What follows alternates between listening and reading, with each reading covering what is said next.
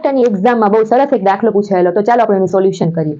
જો ચાની કિંમત 20% વધે તો એનું વેચાણ 20% ઘટે છે. તો ચાની જે વધેલી કિંમત છે એના લીધે મૂળ વેપારમાં કેટલા ટકા ખોટ ગઈ એ આપણે શોધવાનું છે. તો સૌથી પહેલા સીધી રીતે આપણે દાખલો ગણી, પછી હું તમને આડી રીત શીખવાડું. જો સીધી રીતે કેમ ગણાય કે જૂનો ભાવ શું છે, પેલા જો ચાનો જૂનો ભાવ છે 100 રૂપિયા, બરાબર. આપણે ધારી લઈએ કે 100 રૂપિયા ભાવ છે, બરાબર. અને ત્યારે વેચાણ કેટલું થતું હતું, તો કે 100 કિલો વેચાણ થતું હતું. 100 રૂપિયા ભાવ ને 100 કિલો વેચાણ થતું હતું, બરાબર. એટલે ટોટલ ધંધો કેટલો થતો હશે, 10,000 નો થતો હશે ધંધો.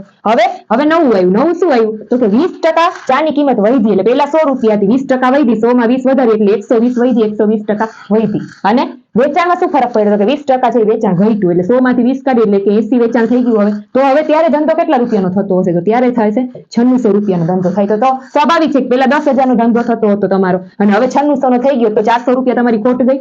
400 રૂપિયા ખોટ ગઈ, પણ આપણે ટકામાં ખોટ શોધવાની છે ને. ખોટ હંમેશા મૂળ કિંમત છે હોય એના ઉપર શોધાય, મૂળ વ્યાપાર ઉપર. 10,000 ઉપર ખોટ શોધાય એટલે 10,000 છેદમાં અને ગુણ્યા ટકા કાઢવાના છે, એટલે શું, બરાબર. મીંડા ઉડાડી દઈએ, આ બે મીંડા ગયા, અહીંયા ગયા, તો વધે શું, 4% તમારી ખોટ. આન્સર શું આવશે, 4% ખોટ. હવે જો આવી રીતે ન કરવું હોય, ટાઈમ ન હોય, તો સીધી વાત છે કે જ્યારે વધે ને ઘટે એવી રીતે આવતું હોય, બરાબર, વધે ને ઘટે એવી રીતે, ત્યારે હંમેશા એક વસ્તુ યાદ રાખવાની કે જો પેલા વધે છે, બરાબર, એટલે +20% આમ લખવાના, પછી ઘટે છે એટલે -20%. એટલે ટૂંકમાં બંનેનો ગુણાકાર, તો ગુણાકાર થાય તો પ્લસ માઇનસ શું થાય, માઇનસ. અને આ મીંડું ઉડી જાય, 2 દૂને 4 આવી ગયા સીધા, -4% એટલે શું, તો કે 4% ખોટ. તો આમ પણ સીધી રીતે આવી જાય. જો આ ન આવડે તો આવી રીતે જે લાંબી રીત છે એના રીતથી પણ તમે ગણી શકો. Thank you.